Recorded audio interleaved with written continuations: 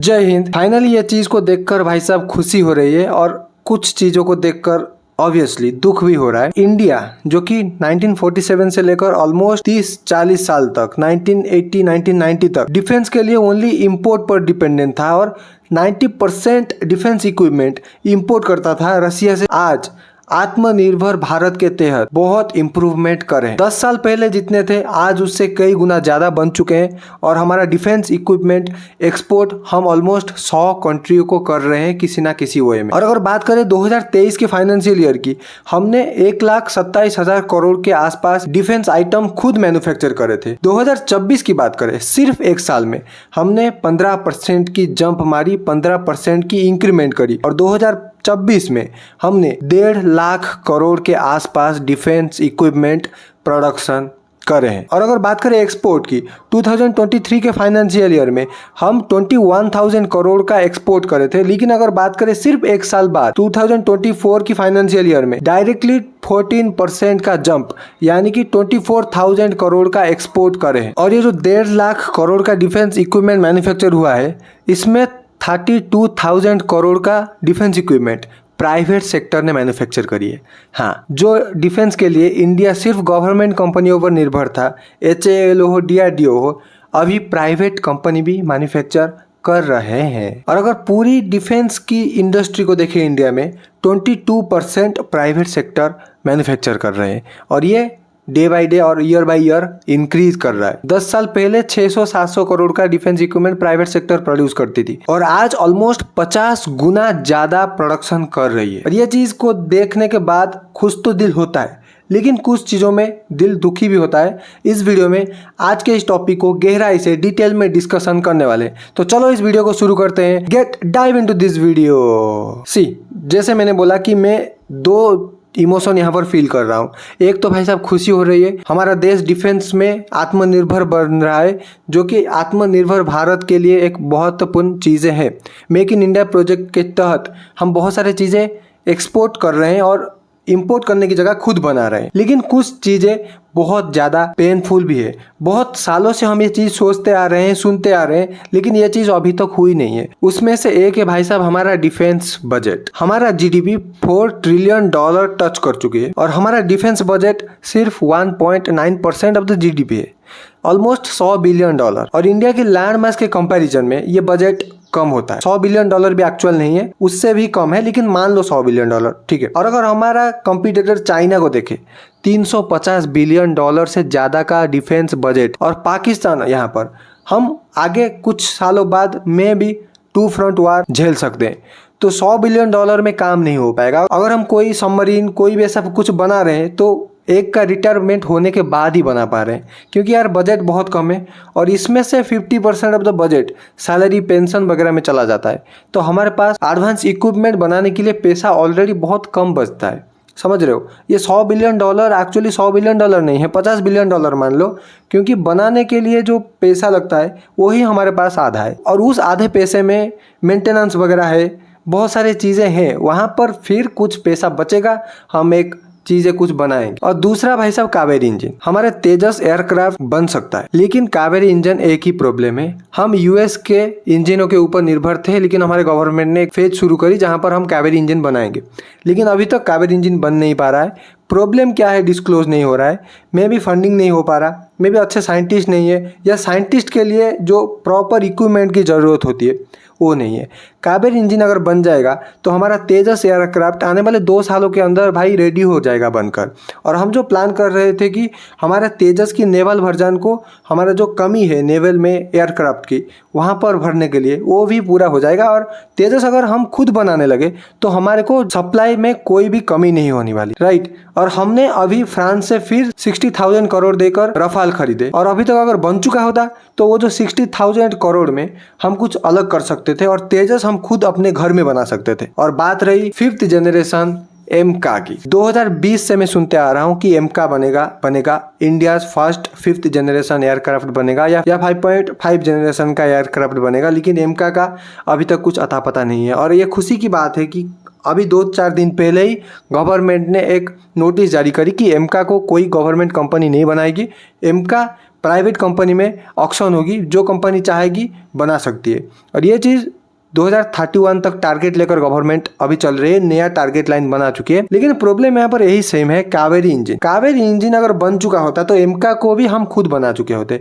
एमका को बनाने के लिए भी हमारा कोई दूसरे पार्टनर की जरूरत नहीं पड़ती। और यहाँ पर दुनिया पूरा जा रहा है 6th जनरेशन पर, हम 5th जनरेशन पर लगे हुए हैं। और अगर एमका बन चुका होता तो हमारे ऊपर इतना इंटरनेशनल प्रेशर वगैरह नहीं आता कि यूएस का F-22 या F-35 खरीद लो, रशिया का एयरक्राफ्ट खरीद लो। ये नहीं होता भाई, एमका हम खुद बना सकते थे। मैं भी इसको हम आगे और 2-4 साल में बना लेंगे। लेकिन अभी तक फाइटर जेट की कमी है और 5th जनरेशन फाइटर जेट हमारे पूरी एयरबेस में नहीं है। अगर ये 3-4 प्रॉब्लम वगैरह सॉल्व हो गया तो आई थिंक इंडिया का डिफेंस बहुत ज़्यादा तगड़ा हो जाएगा। आज the 4th largest economy of the world, we expect कि हमारा ये जो प्रॉपर डिफेंस का इक्विपमेंट है हमारी सेना को मिलना चाहिए, हमारी सेना को एडवांस मशीनें मिलने चाहिए। क्योंकि अभी का जो वार है कोई फिजिकल वार इतना ज़्यादा रह नहीं गया है, टेक्नोलॉजी का वार, एडवांस मशीनों का वार है। हमारे सेना को ये चाहिए एक्चुअली ब्रो। देखो ऐसा नहीं है कि हमारे सेना में सिर्फ कमी है, हमारे सेना को कुछ मिलता नहीं है, भाई ऐसा नहीं है। हमारे सेना में बहुत सारे चीज़ें ऐसे हैं जो कि दुनिया में कहीं पर भी नहीं है, राइट। पहला तो है भाई साहब उनकी जोश। इंडियन आर्मी जैसे जोशीला सैनिक, हिटलर ने भी एक बार बोला था कि अगर इंडियन आर्मी मेरे को मिल जाए तो मैं पूरी दुनिया को कब्जा कर लूंगा। 1945 के समय वो भी एक ऐसा स्टेटमेंट दिए थे कि Indian army is one of the best strength army of world. तो हमारे सेना पर हमको गर्व होना चाहिए एक्चुअली। और देखो जब 10 साल पहले हमारा डिफेंस प्रोडक्शन हमारी देश में ही लगभग 40,000 करोड़ का आसपास था, हम 40,000 करोड़ का जो डिफेंस इक्विपमेंट है हम खुद बनाते थे। लेकिन आज 1.5 lakh crore, almost 3 to 4 time का जंप हमने 10 साल में लगाया है। और यही बात 10 साल में प्राइवेट कंपनियों के ऊपर तो भाई धड़ाम से ग्रो करती है। 600-700 करोड़ प्राइवेट कंपनी बनाती थी और आज 32,000 crore, almost 22% of the defence production. बहुत बड़ी बात होती है यार। और हम ऑलमोस्ट 100 देशों को हमारा डिफेंस आइटम किसी ना किसी वे में, चाहे बुलेट प्रूफ जैकेट हो, चाहे कोई गन हो, चाहे आर्टिलरी हो, किसी ना किसी वे में पहुंचाए हैं। 100 देशों को इंडिया की डिफेंस आइटम टच कर चुकी है अभी तक। और हमारा 2025 के ईयर में टारगेट है कि हम इंडिया में 1.75 लाख करोड़ का डिफेंस इक्विपमेंट प्रोडक्शन करें खुद ही के देश में, और एक्सपोर्ट को हम 35,000 करोड़ में बढ़ा दे। देखते हैं ये एक्चुअली हो पाएगा या नहीं हो पाएगा। लगता है हो जाएगा, इतना ज्यादा बड़ा गोल भी एक्चुअली है नहीं। ऑलरेडी हम 1.5 लाख करोड़ का प्रोडक्शन करते हैं और 25,000 करोड़ तो हो ही जाएगा लगता है। पिछले 5 सालों में ये हमने कभी नहीं करी।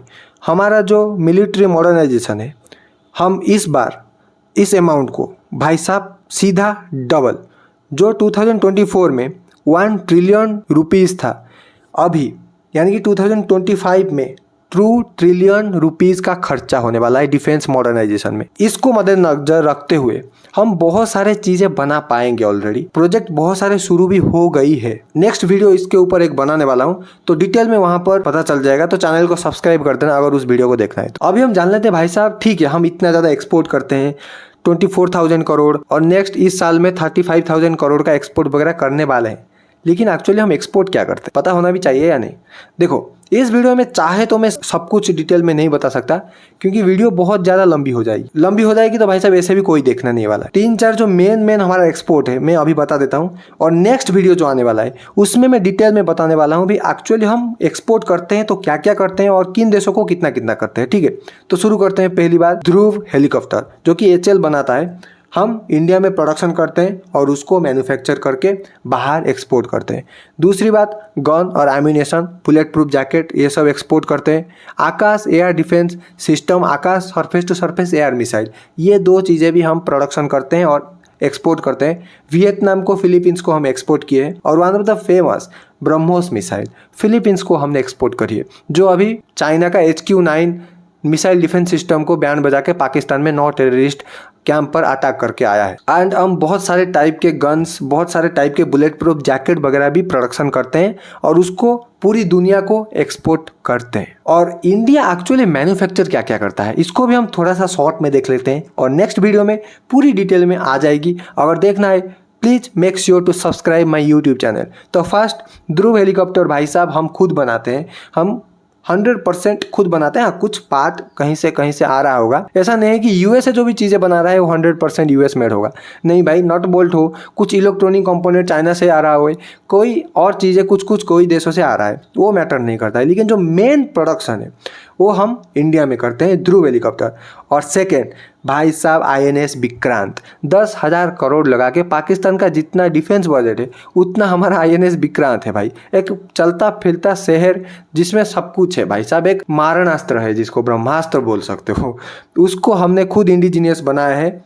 और 2023 में वो कमेंस हो गया और इंडियन नेवी को सॉफ्ट किया गया। और INS कलावरी क्लास का सबमरीन INS कमोत्रा, उसको भी हमने बनाया है। और अगर मिसाइलों की देखें, अग्नि, पृथ्वी, ब्रह्मोस, आकाश, नाग, पिनाका एंड छोटे छोटे बहुत मिसाइल्स हैं जो कि आने वाले वीडियोस में मैं बता दूंगा। और गन की अगर बात करें, AK-203 राइफल हम बनाते हैं, AK-47 बाय द वे हम नहीं बनाते। और बहुत सारे bullet proof jacket, artilleries, Arjun tank हम बनाते हैं।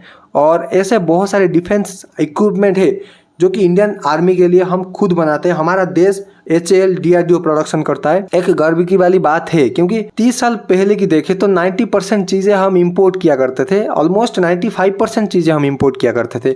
रसिया पर डिपेंडेंट थे, अमेरिका पर डिपेंडेंट थे। हाँ, अभी 100% इंडिपेंडेंट हुए नहीं है बड़े बड़े चीज़ों पर। हम एयरक्राफ्ट कैरियर अभी तक एक ही बनाए हैं।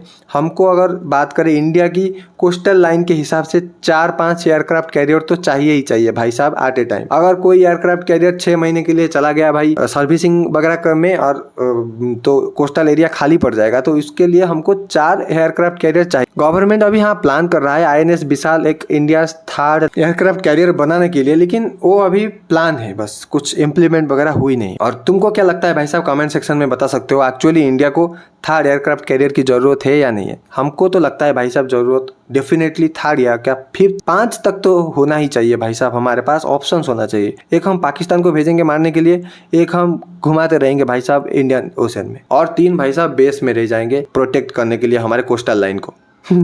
बस यही था आज के इस वीडियो।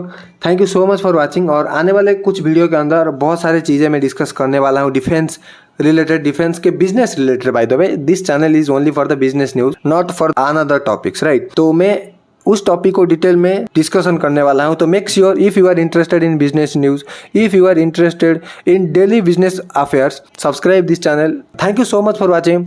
जय हिंद। This is Manoj this side signing of.